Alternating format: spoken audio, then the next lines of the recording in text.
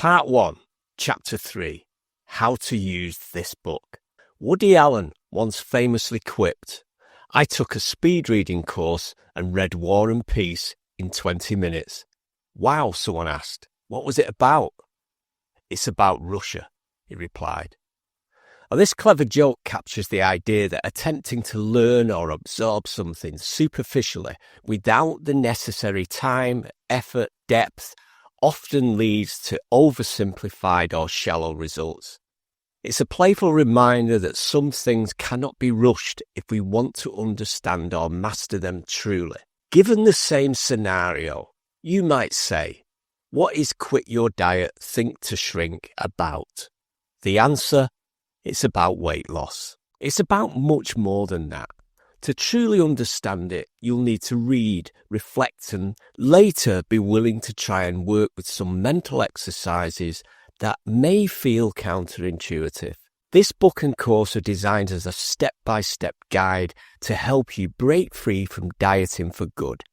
It's not about restriction, guilt, or willpower. It's about understanding how your mind works and using that knowledge to create lasting change. The journey is divided into 3 distinct parts, each carefully designed to shift your mindset, empower your choices, and put you in control. Part 1, the diet mentality. Before you can move forward, you need to break free from the patterns that have kept you stuck.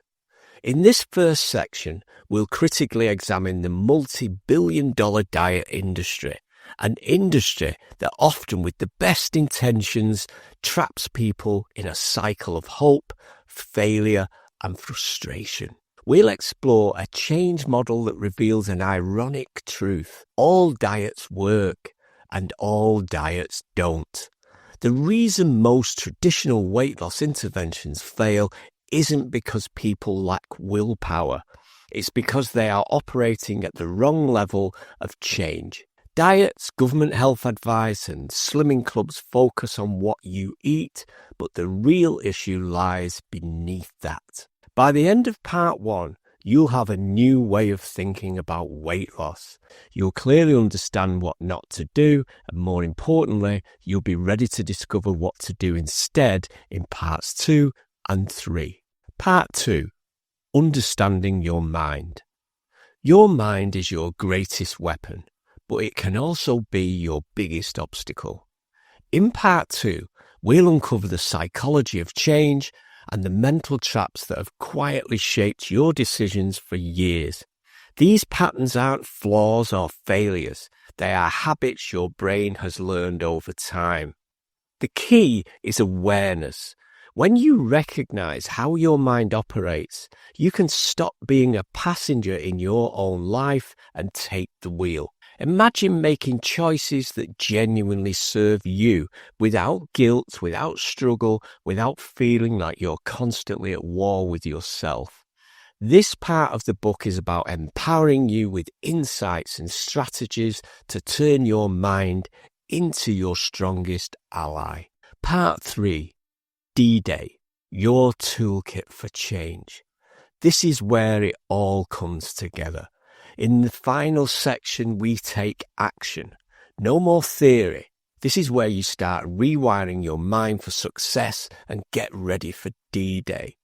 You'll learn how to rewrite the stories you tell yourself so that failure, guilt, and frustration no longer hold power over you. Break unwanted habits and replace them with new, automatic ones without needing willpower. Use tools and techniques that have already helped millions so you can quit dieting for good. We'll build towards D-Day, Diet Day, the day you walk away from dieting forever. But this isn't just about quitting diets. It's about defining success on your terms. For you, success might mean feeling more assertive and more in control of your body, having more energy and mental clarity, finally escaping the constant stress of food rules and body image struggles. Whatever your personal vision of success, this final section will give you the roadmap and tools to achieve it. Along the way, I will invite you to register or visit me at www.actionfactorypublishing.com, where I will provide updated resources as they become available. Here's an anonymous poem I found called The Robot. I have a little robot that goes around with me. I tell it what I'm thinking. I tell it what I see. I tell my little robot all my hopes and fears.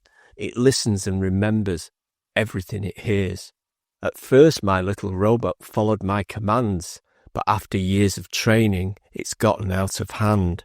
It doesn't care what's right or wrong or what is false or true. No matter what I try now, it tells me what to do. Author unknown. In this book, we will work to regain control of our little robot, and for some, learn that we have one in the first place, making assumptions about you.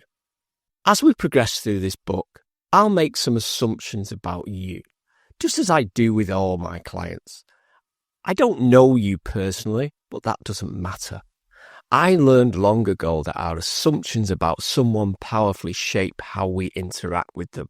The word assumption doesn't imply truth. It simply asks us to act as if something is true. In my experience, progress happens faster and more effectively when I work with people based on the correct assumptions. So while these assumptions may not be perfect, please consider them not as judgments, but as starting points for real change. There's a story I often share in my training that illustrates the power of assumptions. Imagine this. A young man runs a red light and is spotted by the police.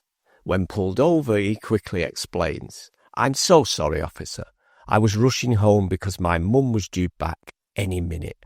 My dad was a war veteran who passed away a few years ago, and every year I buy her a birthday present from him. I left it on the table and wanted to be home before she arrived." Now pause for a moment. What are your assumptions about this young man? His character, his home, his circumstances. Now let's change one detail. Same young man, same situation. But this time he says, "I'm so sorry, officer. I was rushing home because my mum is due back any minute, and I left a huge bag of weed on the table." Has your perception of him changed? This simple shift highlights how easily our assumptions shape our judgments and interactions, often without realizing it. Let's go further.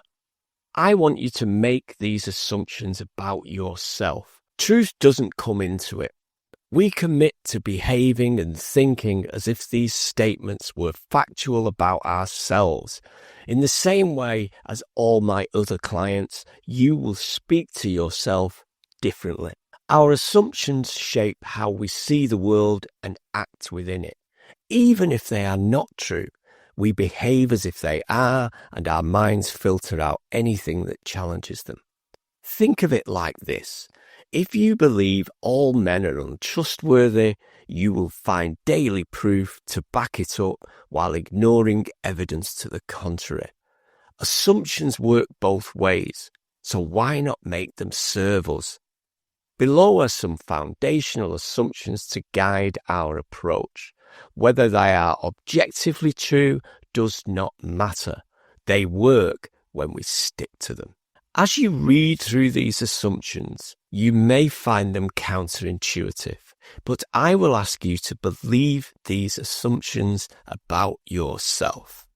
Number one, the map is not the territory. Your mind does not see reality. It sees your version of it. We all carry mental maps based on our experiences, and no two maps are alike. Imagine two hikers on a road, and one says, "Let's cross here." The other insists it's a river and heads for a bridge. Both believe they are right because their internal maps tell them so. Therapists do not redraw someone's map for them. They walk alongside, helping the person see things differently. Sometimes the bridge is the safest route. even if the map says otherwise. Number 2, you are the expert of your own life. No one knows your life better than you. Therapists, friends and family can offer advice, but they are guessing based on their maps, not yours. A great therapist does not hand out solutions. They ask the right questions to help you uncover your answers.